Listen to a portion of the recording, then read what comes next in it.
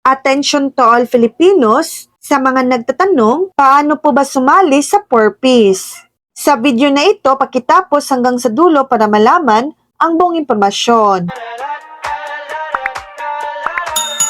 Ang 4Ps o Pantawid Pamilyang Pilipino Program ay isang programa ng gobyerno na nagbibigay ng conditional cash transfers sa mga mahihirap na pamilya. Para makasali o makapag-abil sa 4Ps, kailangan sundin ang mga hakbang na ito. Paano sumali sa 4Ps? Una, magpa-assist sa Department of Social Welfare and Development or DSWD o Local Government Unit or LGU.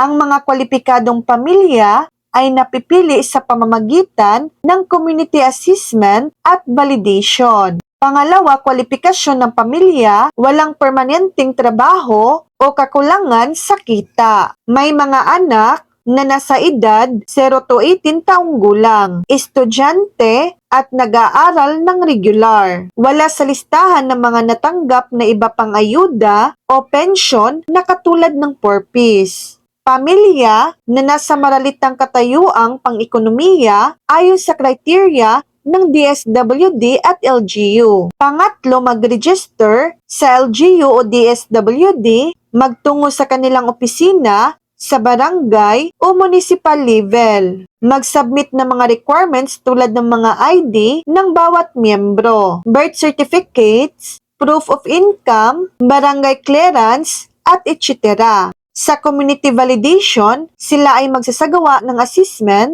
at validation sa bahay para matiyak ang karapat-dapat. Pang-apat, pag-antay ng pagsasailalim sa listahan. Kapag na-validate na, ikaw ay mapapasama sa listahan ng mga kwalipikadong beneficiaries. Pang-lima, pagsali sa listahan, kapag napili, isa-sign up ka sa listahan at mag-i-issue sila ng resibo o card o voucher na magsisilbing claim ng cash aid.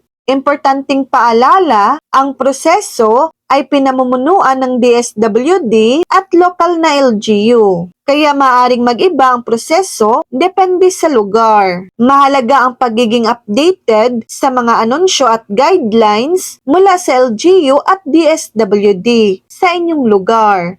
Ang pagiging qualified at mapabilang sa 4Ps ay nakabase sa listahang pinili nila at lahat ng aplikasyon ay kailangang dumaan sa assessment at validation. Kung interesado kang sumali, mainam na magpunta sa inyong barangay o local social welfare office para sa karagdagang detalye at tulong. So yan lang po ang latest update.